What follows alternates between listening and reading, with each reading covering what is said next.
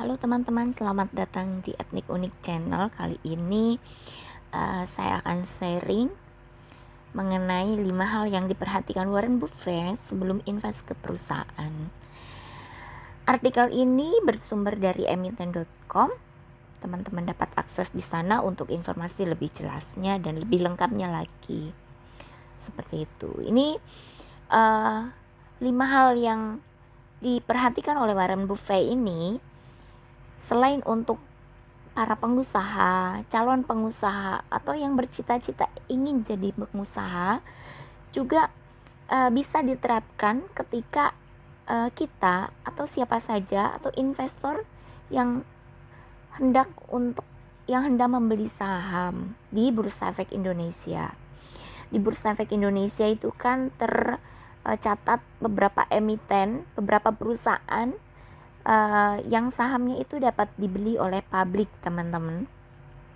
Harganya juga bervariasi, tidak terlalu mahal, dan kita dapat memilikinya atau menjadi salah satu pemilik dari perusahaan tersebut. Yang pertama adalah economic mode, yaitu strategi yang meminimalisir kompetitor atau bisnis lain untuk mengambil alih market share perusahaan. Jadi Warren Buffett itu menanamkan modalnya atau membeli saham atau menjadi investor sebuah emiten. Dia akan melihat perusahaannya itu dia atau kompetitornya itu susah nggak untuk menjalankan bisnis yang seperti itu gitu. Nah, kompetitornya dicek. Kalau misalnya kompetitornya itu sudah diprediksi dan sudah dipastikan susah untuk menduplikasi konsep bisnis atau strategi bisnis dari emiten tersebut, maka Warren Buffett akan masuk ke emiten tersebut sebagai investor atau sebagai pemegang saham, seperti itu. Atau jika sudah terjun, maka Warren Buffett akan meminimalisir kompetitor atau bisnis lain untuk mengambil alih atau menduplikasi dari strategi bisnisnya tersebut. Biasanya dengan cara menciptakan competitive advantage, seperti memiliki brand dan supply chain yang kuat, produk dan jasa yang berbeda dari yang lain, distribusi yang luas, harga yang bersaing, experience yang berbeda, dan hal lainnya yang membuat customer menjadi loyal. Seperti itu. Jadi itulah yang pertama yang diperhatikan oleh Warren Buffett. Yang kedua adalah long term economic, yaitu memastikan keberlangsungan perusahaan dalam jangka panjang dilihat dari produk atau jasa yang ditawarkan. Seberapa besar keinginan customer untuk terus menggunakan produknya, kemudian apakah permintaan pasar terhadap produknya akan tetap sustain? Apa yang terjadi jika ada perubahan di customer preference, perubahan teknologi, perubahan gaya? Nah, itu hal-hal yang diperhatikan oleh Warren Buffett sebelum menjadi pemilik salah satu emiten tersebut gitu ya. Kalau misalnya customer itu bakal loyal, customer itu bakal menggunakan produk tersebut selalu dalam jangka panjang, nah itu siap-siap saja siapapun kita gitu ya, selain dari Warren Buffett, itu untuk invest di saham tersebut. Kalau kita misalnya kesusahan invest di emitennya langsung, menjadi pemilik mayoritas atau pemilik berapa persen gitu ya, kita bisa beli di Bursa Efek Indonesia, satu lot pun kita sudah dapat memilikinya, teman-teman, gitu ya. Minimal satu lot 100 lembar. Jadi di Bursa Efek Indonesia itu kita dapat membeli saham dengan nominal yang tidak terlalu besar dan sangat terjangkau gitu. 50.000, 100.000 udah dapat memiliki saham gitu. Sama seperti investor lainnya yang memiliki saham di sebuah perusahaan, teman-teman, dan ada bukti transaksinya, trade confirmation namanya. Sebuah dokumen surat berharga atas kepemilikan saham di sebuah emiten tersebut gitu. Kemudian yang ketiga, adalah posisi perusahaan di industrinya. Maksud dari industri itu di sektornya, teman-teman. Jika perusahaan itu bidang usahanya konsumer, maka perusahaan-perusahaan konsumer yang lain, posisi si perusahaan tersebut mendominasi, menjadi leading atau bagaimana gitu. Biasanya Warren Buffett masuk ke perusahaan yang mendominasi dari industrinya tersebut. Misalkan apakah perusahaan tersebut merupakan market leader di industrinya yang tadi saya sebut, teman-teman ya. Kemudian yang kedua, seberapa besar produk atau jasanya mendominasi pasar.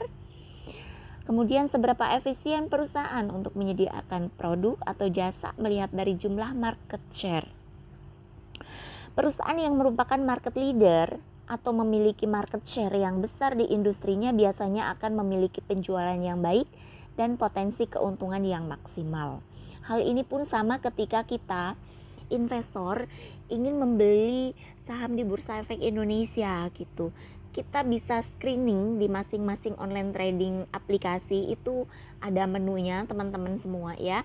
Jadi kalau misalnya kita mau memutuskan beli saham, maka kita lihat gitu fundamental saham tersebut terhadap industrinya di sektor yang sama dalam lingkup bisnis tersebut gitu, teman-teman. Nah, kalau ternyata dia menjadi leader, kita bisa ambil saham itu gitu ya. Jadi di Bursa Efek Indonesia itu sangat mudah untuk menentukan saham mana yang leadernya, market leadernya, saham mana yang bukan market leader gitu, teman-teman. Kemudian yang keempat itu potensi pertumbuhannya. Kita bisa cek di bagaimana posisi perusahaan secara keuangannya, bagaimana perusahaan tersebut memiliki banyak utang yang dapat menyebabkan potensi kebangkrutan di masa depan, bagaimanakah pertumbuhan dilihat dari pemasukan, keuntungan, dan ROI. Perusahaan harus tetap bertumbuh dan inovatif untuk memberikan imbal hasil yang lebih baik untuk para shareholder. Jadi teman-teman, ini dapat kita cek di laporan keuangan.